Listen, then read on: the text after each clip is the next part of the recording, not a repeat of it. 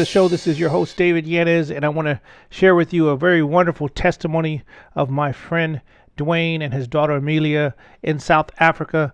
In fact, I am going to actually play the recording that he sent to me. I asked him if we could do an interview or put something together, and he's actually a musician, very, very well known in South Africa. He went through this horrible ordeal with his daughter getting liver cancer, her body falling apart, hair falling off, and just having a very difficult time. We prayed for him a few times, prayed for her a few times as well, and God did a miracle during COVID, a very, very amazing miracle, which I want him to share with you. So listen to his complete audio that he has for us, his complete testimony. It's about 8 minutes long, and hope it encourages you, and hope that your faith is just lifted and ignited, and that you can believe that God can do anything.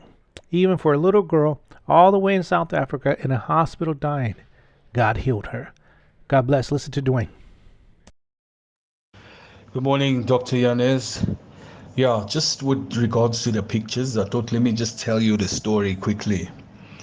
So that first picture, where my daughter was looking a bit healthier, it's you. I'm wearing a blue check shirt there.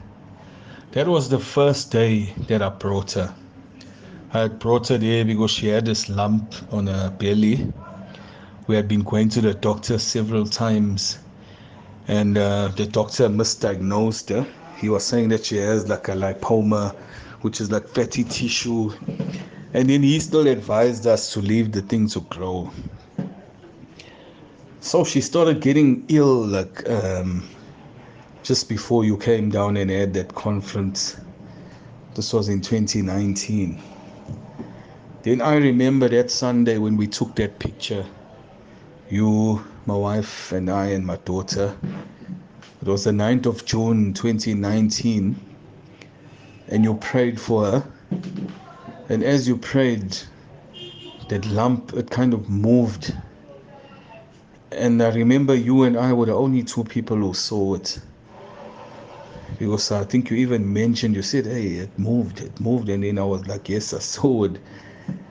And crazy enough, the next day, which was the 10th, I just had a feeling, and I took off work, and I decided I'm taking my daughter to the hospital, to just check out what that lump was. And when we got there, she didn't come home after that. She had to stay in hospital for 10 days with this other pediatric department, because they thought her kidney was swollen, or it was enlarged.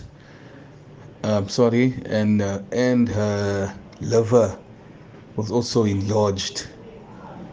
So they had to keep her 10 days. It was so tough, because now my wife had to even end up taking off work and be at the hospital for that whole 10 days. Then from there, they decided that they can't diagnose her properly. They sent her to the pediatric department at a tertiary hospital. And that's when we got there. That was like on day 14 or 15 that they told us that she has a nephroblastoma, which is kidney cancer.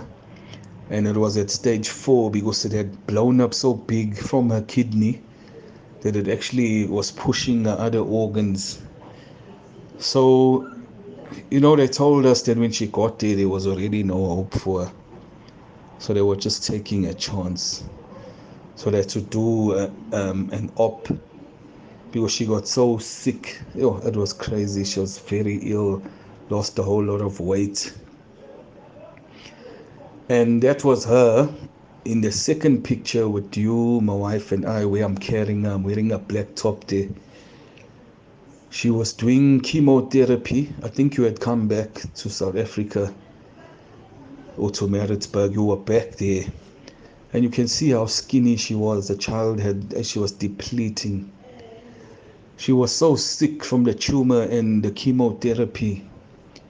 And then you prayed for her again. That was the second time. And then it just got worse again for her, because now her body was rejecting some of the good medicines, as they said. And then that other picture where she's laying on the bed, was when they took out a kidney, and she was in ICU at that point. And then once again she got very ill. She had so many episodes of being close to death. And then the final picture where she's wearing the blue vest, you'll see she got those pads on her chest. So then they had to connect a port to her heart, because now all the veins were damaged in her arms and her legs and so on. So now they had to connect a port to her chest so that they can take bloods and put the medicine in straight from her chest. And at that time, I think you came to Joburg, then Maritzburg again. And then one of the ladies from Philadelphia church had sent, I think, a hanky or a cloth or something that you were using while you were preaching. That's why on Thursday when I came to the services in this week, I was really touched by that sermon of creative miracles, because that's what exactly worked at that time. Because they said that they found a clot on the main artery in my daughter, so she couldn't go home. So she was finally coming home, like after that final prayer that we did with her. And then you took a picture with her now on Thursday. Well, you got to see her yourself in the flesh. She actually goes this month. I think next week. I think it's the 18th or 19th now of September 2022 will be her 10th checkup. And even now, for the last 9 that she's done, there's absolutely no cancer. There's no sign of any sickness, because she had some heavy, hectic side effects. Like her body wasn't processing certain nutrients, and her body had no magnesium, there's no calcium in her body when she was done with all the cancer treatments. So she used to take supplements at home and medication. But you see, after that last time we prayed, she was taken off every kind of medication. She takes absolutely nothing now for the side effects of cancer. So she's living like a normal child now, and life is good. Yeah, so that's just Amelia's testimony. And we even made a page for cancer awareness on Facebook, Amelia the Warrior. So whenever you share this testimony, I'll just share that story as well, and the photos with you and her from when she came in, on the last stage. Because they were confirmed. They were so sure that she's gonna die. They even confirmed it and phoned me. They were like, "No, this child is dying. You need to come say goodbye." And I just want to thank you again. I can't express how grateful I am, for men of God who take the time out to do the work of the kingdom, because you sacrifice time with your family. You sacrifice so much, to come here and to travel and to, go to different parts of the world and give people that experience, and for God to use you in the healing ministry, and for God to use your gift to save lives, to change lives. Yeah, and you know what also happened? I have to mention this last part. We were so excited about leaving the hospital that we forgot the clot that you prayed on. We left it at the hospital under the pillow. And then I think we were at home for a few days, and I remembered, and I said to my wife, "Where's the clot that Dr. Yanez prayed on?" Then she was like, "Oh, we forgot it in the hospital."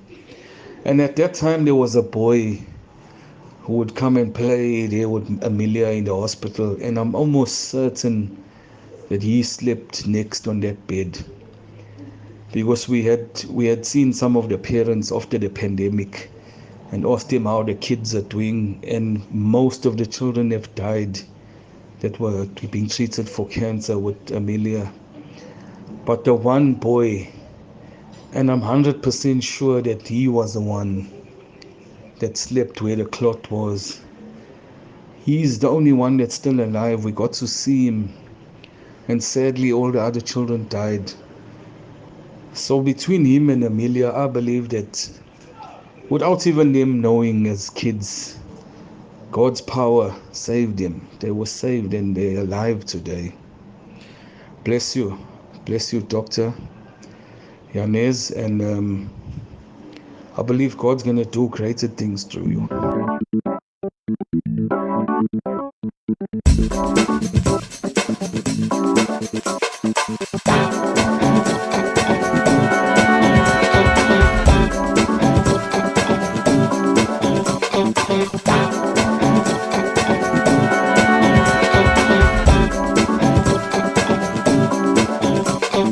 Bye.